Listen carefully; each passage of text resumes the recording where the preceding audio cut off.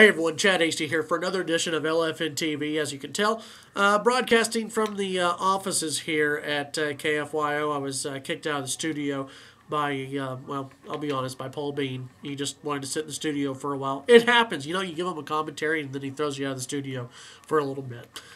We had a great show today. We had David Nelson on. He's running for county judge here in the hub city. We had a pretty good conversation. He was endorsed by the AJ just recently. You know, one thing that he said was that the AJ reflects the views of many people in Lubbock.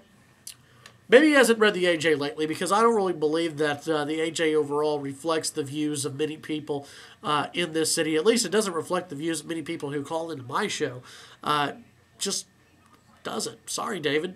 Then we had, of course, Larry Williams on. He's on every Wednesday at 7:35 taking automotive questions.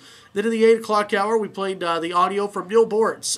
Yesterday, Neil had Randy Carlisle from Seminole, Texas on his show. Randy had sent KFYO, sent us an email talking about Neil Boritz and how he was demanding that Neil Boritz be taken off the air, and that he didn't agree with Neil Boritz on his views on Sarah Palin and some other things as well.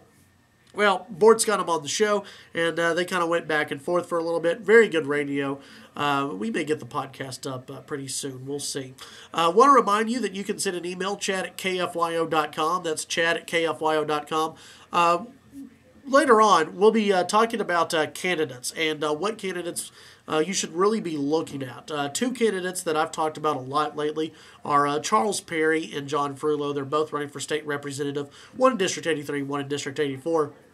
Both candidates are not really politicians. They're real guys who are just out there trying to make a difference, and I think you should keep your eye on them. You can read more about them on my blog at kfyo.com. Want to thank you for tuning in. Chad@kfyo.com is my email address. Tune in.